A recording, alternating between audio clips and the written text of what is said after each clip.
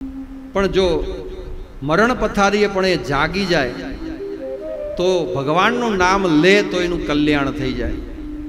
એટલે પરીક્ષિતને જિજ્ઞાસુ થાય છે કે આવા પાપ કર્યા હોય એવો જીવ પણ ભગવાનનું નામ લે તો મુક્ત થઈ જાય કે હા, એવો જીવાત્મા પણ જો ભગવાનનું નામ લે તો એ જીવનમાં બધું જ પ્રાપ્ત કરી લે છે.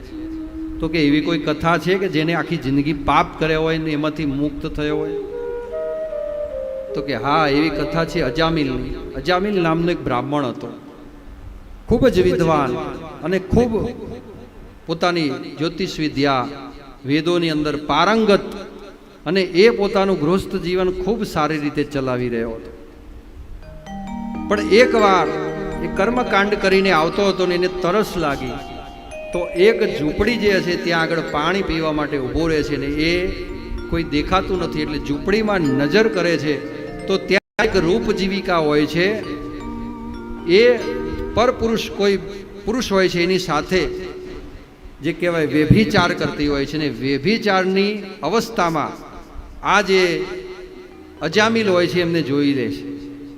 એટલે વ્યભિચારની હાલતમાં જોવે છે એટલે એનું મન જે છે એ કંઈક ચેન પામતું નથી, અને એ સ્ત્રીને મેળવવા માટે વારંવાર કામના કરવા લાગે છે. સ્ત્રીની એ ઝૂંપડી સામુ નજર રાખી રહ્યો હોય છે. જ્યારે જ્યારે કોઈ પણ પુરુષ એ ઝૂંપડીમાં જાય ત્યારે છુપી છુપીને એ સ્ત્રીને જોતો હોય છે. એક દિવસ હિંમત કરી અને સ્ત્રીની સામું આવી જાય છે અને સ્ત્રીને કહે છે કે તું આજે બધા પુરુષો છે એમની સાથે જે સંયોગ કરે છે મારે પણ તારી સાથે સંયોગ કરવો છે.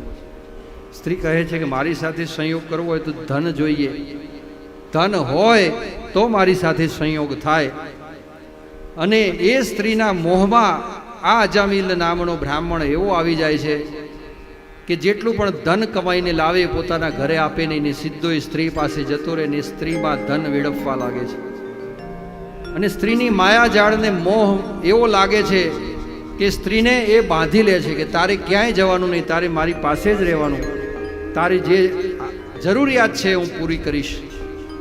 અને એવી રીતે પછી જે વેદોનું જ્ઞાન, જે બ્રાહ્મણ જે વેદો ભણાવે, જે કર્મકાંડ કરે, આટલો સુંદર મજાનો વિષયને ભગવાનનું કામ છે ભૂલી અને ચોરી કરવા લાગે છે, જુગાર રમવા લાગે છે, અને આ બધું જ્ઞાન વિસ્તૃત કરી અને પતિત થઈ અને ન કરવાના કાર્યો જે છે એ કરવા લાગે છે. એક દિવસ સંત મહાત્માઓ જે છે અજામિલના ઘરે આવે છે. અજામિલની ધર્મપત્ની હોય છે, એમને કહે છે કે અમે સંત મહાત્માઓ છે, ઘણા દૂરથી અહીં આવ્યા છે, જો તમારા ઘરે બ્રાહ્મણનું ઘર પૂછતા પૂછતા અહીં આવ્યા છે, જો અમને જમવા મળી જાય તો એ જમવાની આશાથી આવ્યા છીએ. અજામિલની જે ધર્મપત્ની હોય છે ને એ ખૂબ સંસ્કારી હોય છે. બધા સંત મહાત્માઓને જમાડે છે, પણ જમાડતા જમાડતા થોડી વાર બારણા તરફ નજર જાય અને થોડી વાર સંત મહાત્માઓ તરફ. સ્ત્રીને ભયભીત જોવે છે, એના શરીરનું નૂર સુકાઈ ગયું છે, કંઈક આશા નથી, કંઈ ઉમંગ નથી, કંઈ ઉત્સાહ નથી, ચેતના નથી, પ્રેરણા નથી. આવી સ્ત્રીને જોઈ અને સંત મહાત્માને હૃદયમાં પીડા થાય છે કે આ સ્ત્રી કયા પ્રકારનું આ દુઃખ ભોગવી રહી છે. કહે છે કે હે બહેન, અમે સંત મહાત્મા છીએ અને અમારું કામ માત્ર જમવાનું નથી, તારા ઘરનું અમે બહેન જમ્યા છીએ, અને જમ્યા પછી જો બ્રાહ્મણ કંઈ આપ્યા વગર જાય તો એ બ્રાહ્મણ ન કહેવાય. અમે સંત છીએ, અમારું ખોડિયું બ્રાહ્મણનું છે. માટે તારો ચહેરો જોઈને લાગે છે કે તું કંઈક દુઃખી છે, માટે તારું દુઃખ અમારી પાસે વર્ણવ. ત્યારે એ વર્ણવે છે કે હે ભગવાન, શું વાત કરું, હે મહાપુરુષો, તમે તો જ્ઞાની છો. સ્ત્રી માટે એક પતિ જ એનું સર્વસ્વ હોય છે, પણ મારો પતિ ખૂબ અવળી લાઈને છે, મારા તરફ ધ્યાન આપતા નથી, છોકરાઓ તરફ ધ્યાન આપતા નથી, કોઈ સ્ત્રીના સંગમાં એવા ચડી ગયા છે કે જેના કારણે અમારો સંસાર આજે અસ્ત વ્યસ્ત ચાલી રહ્યો છે. સંત મહાત્માઓને આ સ્ત્રી ઉપર દયા આવી.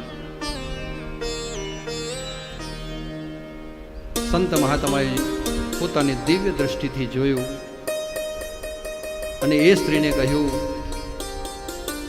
કે તારી કુખની અંદર અત્યારે એક ગર્ભ જે છે એને આશ્રય લીધું છે અને ગર્ભસ્થાનની અંદર એક જીવાત્મા જે છે એ અત્યારે આવેલો છે. એ જીવાત્મા જે છે એનું તું લાલન પાલન પોષણ કરી અને આ જગતમાં આવે ને એટલે તારા પતિ સાથે પ્રેરાઈ અને એનું નામ માત્ર નારાયણ પાડજે, તારું કલ્યાણ થઈ જશે.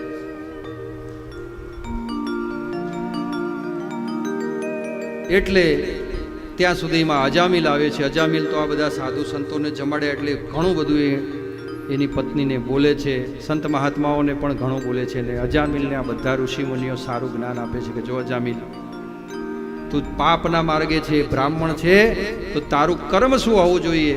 યજ્ઞ કરવો અને કરાવવો, જ્ઞાન લેવું અને જ્ઞાન આપવું, આ તારું કર્મ હોવું જોઈએ. જ્ઞાન લેવું અને આપવું આ બ્રાહ્મણનું નૈષ્ઠિક કર્મ છે. યજ્ઞ કરવો અને કરાવવો એ બ્રાહ્મણનું નૈષ્ઠિક કર્મ છે. દાન લેવું અને દાન આપવું એ બ્રાહ્મણનું નૈષ્ઠિક કર્મ છે. પણ તું તારા કર્મો ભૂલ્યો છે. તું એવા પાપમાં છે કે યમના, જ્યારે તું મરણ પથારીએ પડીશ ને અને યમના પાર્ષદો આવશે ને તો તને મારી મારીને તોડી નાખશે, તારો ઉદ્ધાર પણ નહીં થાય. અને નરકના વર્ણનમાં તારે એવા ગરમ તેલના તપેલામાં પીલાવવું પડશે, પીસાવવું પડશે. તે એવા એવા પાપ કર્યા છે કે એમાંથી તું બહાર નહીં નીકળી શકે. પણ અમે સંત છીએ, અમારી વાણીને તું ગ્રહણ કરજે.